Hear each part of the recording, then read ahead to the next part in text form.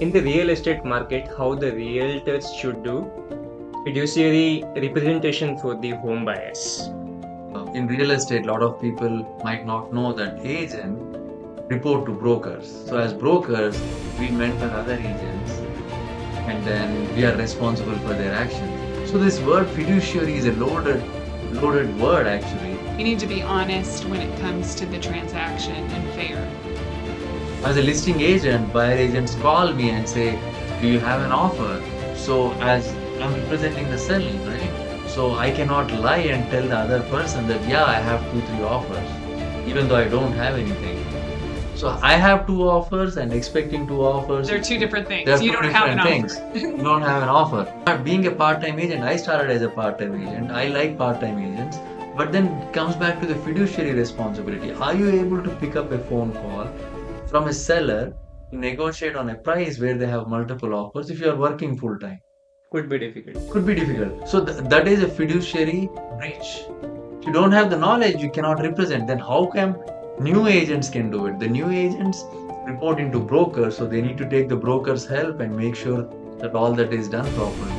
Our job is to give you the best representation possible for the best outcome. Yeah. The pricing is the only thing that you are focusing on. They might have totally missed on negotiating with the builder, so that could happen.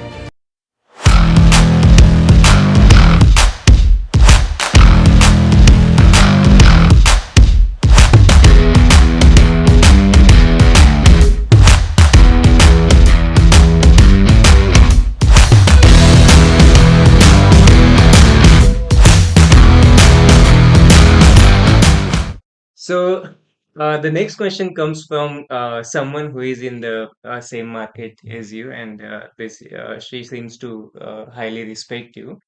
And she asked me to ask this question to you. There are two parts, and it's a sensitive question, but I would like to see your take because community is involved, your real estate community is involved in this. So first thing is, she is asking, in the real estate market, how the realtors should do fiduciary representation for the home buyers. You know, it's their responsibility to do all possible to get them the best deal, to represent their interests, to not reveal any personal information to the other side when you're negotiating. Uh, and do extensive follow up on transactions when you're working with somebody. Of course, you want to work and collaborate with the seller and the listing agent as far as communication and try to make things come together, because most of the time it does kind of have to be a win-win. It can't be a win-lose and still get a deal done. So you can't have a buyer that wants to offer $50,000 less and think it's going to work out. I mean, you have to have some collaboration, but you always have to remember, you represent your buyer and you have to do all possible to get them the best deal possible. You're working on their behalf for their best interest within a rational mindset, that is. Yeah. Yeah, so see, we both are brokers, and in real estate, a lot of people might not know that agents report to brokers. So as brokers, we mentor other agents, Mhm. and then we are responsible for their actions. So this word fiduciary is a loaded word actually. When I went to real estate school, I don't remember learning this word fiduciary in India. Mhm. Probably it was there, but it never hit my brain.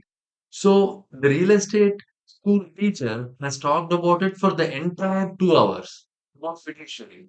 What is fiduciary? That means that you are going to protect your client from bunch of things, right? Including confidentiality, like Anne mentioned. In the sense that if let's say you become my client, Mhm. and if you tell me that okay, my wife likes green walls, hypothetically, then me as a fiduciary, I'm not supposed to go out and tell the world that you know what, his wife likes green walls. So that's confidentiality. Mhm. And then there is a lot of things like sometimes this comes with abundance. That's why we talked about real estate agents and working for the ones who are busy and who have a lot of it. Mhm. My dad used to say, okay, you always have to stop by the roadside street vendor who is the busiest, in Mhm. the sense that a lot of people are coming, so he doesn't have stale food, even though it's on the street corner. That guy has a lot of flow, so that means he's fresh. Mhm. Chances. It same holds with real estate agent. If a real estate brokerage or an agent is operating in abundance, Mhm.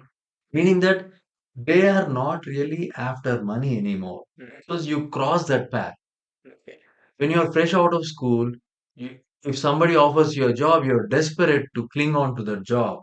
You're not being picky about who offers, what the company is. Real estate agents, same way, right? If they are not as busy, they tend to cling on to the client, Mhm. and they tend to do things that are shortcuts to earn them the commission. That's where the differentiation between relationship based transaction or total transaction focus in order to make money. That's the reason out of the entire real estate agents, they say like 2% makes 98% of the money. The other 98% are they don't have enough transactions. So what do they do? They get desperate. They do shortcuts. A lot of times, real estate agents have access to information that the client might not have. So as a real estate agent, you have to step up and then provide them being very transparent on what you know about the property. Okay. And you have to give them the right advice based on your experience. You have to give them the, even though you're not getting paid by the client, if you're representing the buyer, the seller pays the real estate agent. Even though the seller is paying you, still you have to protect the interest of the buyer. And you cannot do negotiations wherein sometimes the sellers offer, okay, if I get an accepted offer by the 15th, we'll give you $3,000 more, right?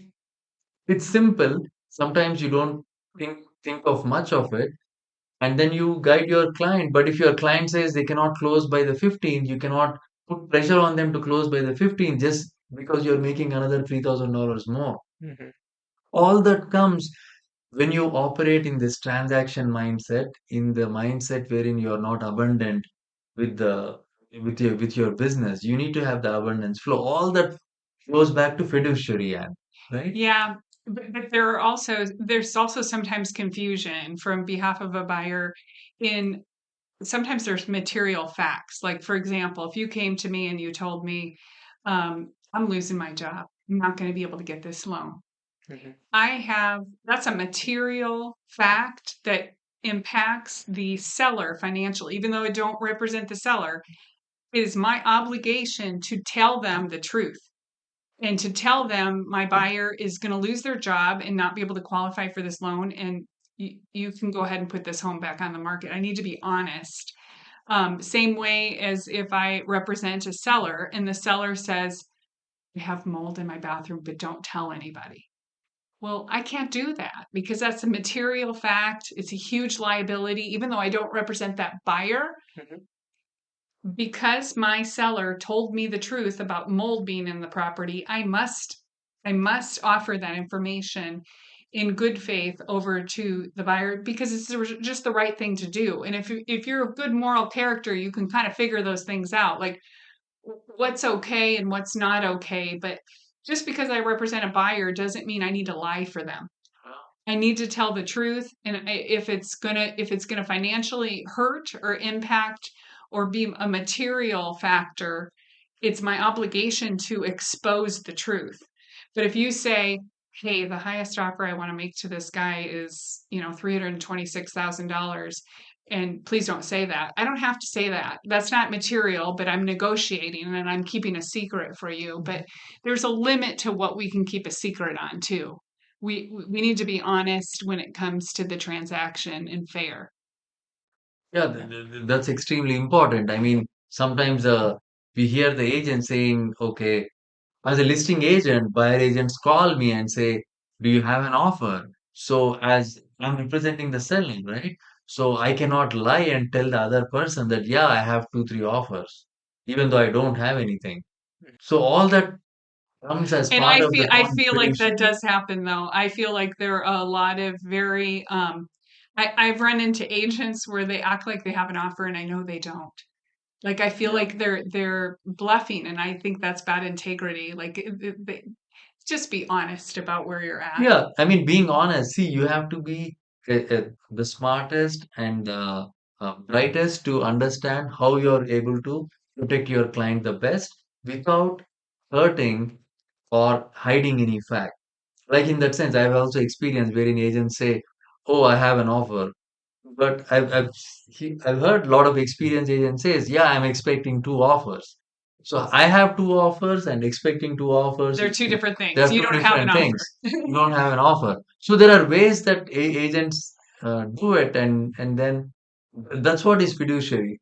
It goes back to how much of how much the buyer is willing to do their due diligence in picking the right real estate agent. You want to pick, comes back to, okay, what if it's a part-time agent, right? Being a part-time agent, I started as a part-time Mhm. agent. I like part-time agents, but then it comes back to the fiduciary responsibility. Are you able to pick up a phone call from a seller to negotiate on a price where they have multiple offers if you are working full-time? Could be difficult. Could be Yeah. difficult. So that is a fiduciary breach because you are promising your client that you are going to get them the best offer. So if that seller agent is trying to reach you in the middle of your meeting, you can't pick up the call, and that's a breach, according to me. Yeah. And it's so difficult. Sometimes lack of knowledge is a breach. Mm. If you as a part-time agent or a new agent, you don't know enough. Let's say you're trying to buy land, if your goal is to just make your commission, but you're not advising your client that, hey, the thing that Anne talked about, you have to call the city to, you have to learn the ordinances. Or if somebody is trying to buy in Payson, you never been to Payson, you don't know anything, you cannot advise them. That's a fiduciary breach. I tell the agents in my office, you can do business in Payson and Sedona, and even though you want to, even though you are licensed to, but you don't have the knowledge. If you don't have the knowledge, you cannot represent. Then how come new agents can do it? The new agents report into brokers, so they need to Mhm. take the broker's help and make sure that all that is done properly. When I first started in real estate, I ended up doing a transaction in commercial real estate. Um, I was brand new. I was as green could be. And it was a friend of ours that was doing the transaction with me. And my broker advised me I had to put together a whole disclosure to tell them I knew nothing about commercial. I basically had to be very honest and upfront. And I did a really good job in that transaction because I was inquisitive. I asked all the right questions.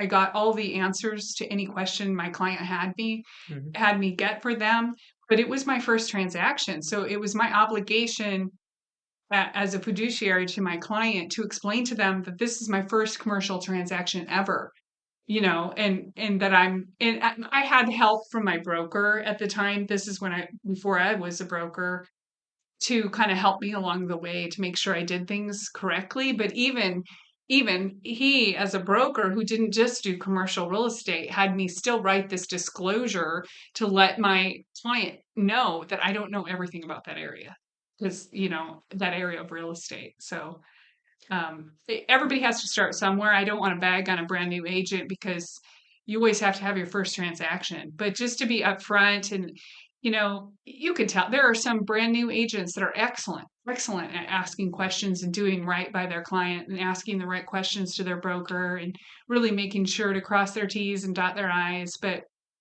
so everybody has to start somewhere. But you know, our job is to give you the best representation possible Best for the best representation outcome. possible. Yeah. Yeah. As a broker, Anne has mentored many agents. I've mentored a lot of agents also. You have to be upfront to the client, and the client has to understand in their own knowledge limitation or the knowledge and the language barriers they might have to understand the agent fully. So that is fiduciary. Fiduciary just doesn't mean that if you are new, you're Mhm. not a fiduciary being responsible, but putting your clients ahead of your interest is what it boils down to. Having confidentiality in how you deal with them. Mhm.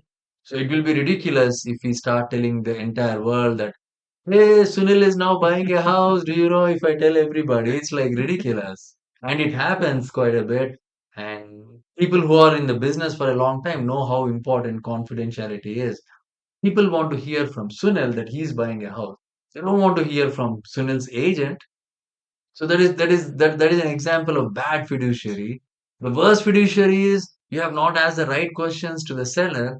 There is a broken pipe and the water doesn't drain, and you have not asked because you don't know. You never bothered to even research. Your eye was to getting the deal done so that you can make the commission. That is bad fiduciary. Mhm. So there is a follow-up question, and it goes like this. So there are few agents who do $500 in commission, and they'll pass on the remaining amount to the buyer. Now, in this scenario, it syncs with what you said, putting the buyer ahead of you, right? So it syncs with that, but also there might be other agents who might be seeing it as a in a negative light that they are giving it back to buyers, so they might be getting more customers. So that is one thing. And from a buyer's perspective, it might be working good for me. I would probably like an agent who is good and who is also doing this, like giving the commission back to me. I might like him. So, without saying it's a good practice or a bad practice, as a broker, what do you think about this? See, end of the day, it's an open market, right? Capitalistic society. Now, Redfin is also kicking back the commission. But we have to just think logically. As a buyer, what do you want from the agent? Mhm, Do you want highest commission kickback? mhm, Okay, if you want the highest commission kickback, there is no bottom to it. The race to the bottom is so intense. mhm, You can get anybody even to take $200 and then pay you the entire commission if that's what you want. mhm, But if you want the right representation, I mean, there is no way an agent who is getting $500. Like if you're getting 500, out of that, after you pay the broker, after you pay your taxes, you're probably making $200, mhm, right? In your example. If somebody is making $200, if they have to make a trip from their home to the builder's office, sign everything, and then do all the paperwork, They're making zero. they're making almost nothing. So if they're making almost nothing, what will be their motivation to have a fiduciary responsibility to the buyer? What is their motivation? Are they going to follow up and give you additional phone calls and advice? Or are you going to do a lot of the work yourself in that situation? Are they spending their time going to legal classes with attorneys and taking more advanced education so they're a better negotiator? They're better at writing a contract.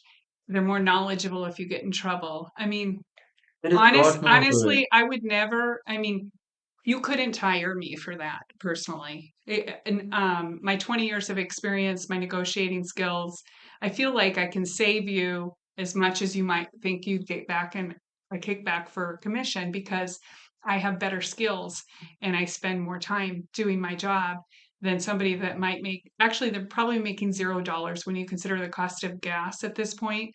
So somebody working for that low of a fee can't possibly provide you quality negotiating skills, quality education behind them. And you have far more to lose in the most important transaction of your life than you have, to gain by paying nothing to someone. The one example I can get, I just had this conversation with a client of mine who paid me full 6% commission to sell their house. I sold their house for far more than any others in the neighborhood because of what I did and the number of employees I have under me that are also serving them. Like I have a full-time virtual assistant that I'm paying every day from 7 to 2.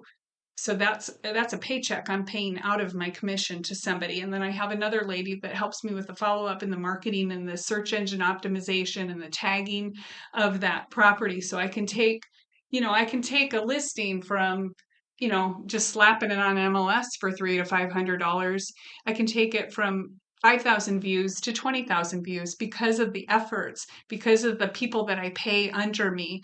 And if you pay me $500, it doesn't even fill my gas tank, if that makes sense. So it doesn't, you pay for what you get, and you always have to look at what am I really getting for that? Am I getting something for free? Great. But what happens if there's a problem? What happens if Anne needs to go to the builder to negotiate another 5 years on structural warranty from that builder because there's a problem with the foundation? And she knows to find that and to help me overcome that obstacle so that I'm not buying a home that's going to crumble in 5 years. So there's far more liability with hiring the wrong person. I would think for anything. You can't do a do it yourself trust, like we talked about earlier, and expect it to be good and expect it to work.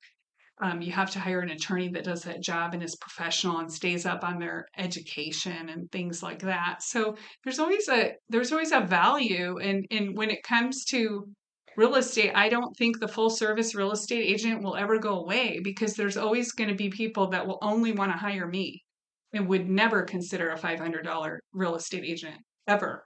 Like the people that I spoke to today said to me, we hired a painter to come into our house and there's splotches of paint all over the wall, and they didn't use the right color and they didn't thin it out. And she said to me, she said, I would gladly have paid $1,000, $2,000 more to have that job done correctly. Correctly.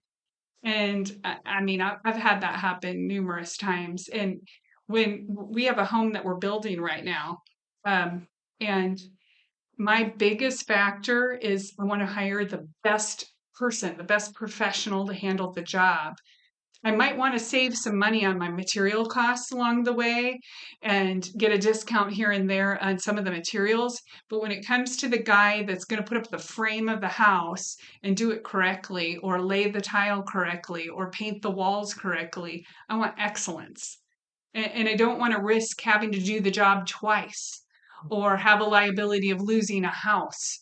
So some of these decisions are very big, and your advisor should be smart, um, should value continuing education, should be able to negotiate well and do quality work. I mean, it's a headache to try to call somebody on the phone that's not making enough money to fill their gas tank, and then you can't even reach them. And they don't know enough. Yeah. The main thing is, if something goes wrong, is where you need support. Mhm. Like right now, we are working with Leonard directly, wherein they laid the tile was little crooked, the baby was crawling, and the baby's arm everywhere, it's all blood, and the family was unable to figure out, go to the doctor, figure out where that is coming from. Baby is getting all bloody. And then they realized the tile was not laid properly. Mhm. So we, as a real estate broker, were able to go high up the chain of command at Lennar and say this is a problem, and we were able to get somebody to work on it right away. If you Yeah. work with an amateur real estate professional Mhm. who's giving their service, right? If there is a problem, there is a problem. If there is no problem, then you might not even know that it was a problem, because they didn't even bother to negotiate a good price in the first place. If pricing is the only thing that you are focusing on, they might have totally missed on negotiating with the builder. So that could happen. So hypothetically speaking, I mean, I was in IT. What's the average salary for the IT engineer? Let's say it's around 100,000, right? Yeah. Okay. What if somebody says, okay, I can do it for $28,000, same job? As an employer, right? As an employer, I would love to hire a guy for Mhm. $28,000. But then once I hire the $28,000, how would that guy do the job? Will he do with the same enthu that the guy is getting paid for 100,000? Or Probably even if not. you hire the 100,000 guy, right? Mhm. 100,000 guy, I'm the best in the business. Mhm. You pay me $28,000. Mhm. I agree to do it. I agree to do it because I'm desperate. I don't have any transactions. Mhm. Will I do the best job like how I was getting 100,000, or will I do a 28,000 job? Probably not. Not, right? You are like, man, I'm only getting 28,000. Why will I do a good job? Yeah. Real estate agents are Yeah. human No, too. we're the same way. I mean, I my full service client that they're hiring me now for a second time, they don't want to go with anybody else. I mean, they just they want it staged. They want the marketing. They want the follow up. They don't want the hassle. They don't want to try to reach me for 3 days and not reach, have me call them back. They they don't want paperwork done improperly. They just want it to go smoothly without any stress. The biggest thing is they are going to make money ultimately, Oh because they yeah. have a knowledgeable agent Hmm. who will make sure that all the plugs are gapped. So I should make a client by doing a great job more money than they pay me, way Yeah. far more money than they pay me. And that's happened numerous times where I just laugh. I'm like, okay, so I made 10,000 and you just made 70,000. Like I help somebody make an extra $60,000. They really have a hard time with me making that money. They want to, so usually a good real estate agent should make you more. And if you listen to really really good experts like Robert Kiyosaki and David Ramsey talks about money, a lot of them say, you, you pay for the right professionals to give you the best advice, because then you're going to have the best outcome in the end. So you're tripping over, pennies, to tripping over nickels to save a penny. Is that how it Yeah. goes? Yeah. Yeah. So the agents who are doing it, I can see one scenario where they are not doing it with everyone, but some clients, or maybe they are already their friends. So if there is a like personal relationship like that and they are doing it, is that okay, or that's also a breach of fiduciary, I would say? Fiduciary has nothing to do with money.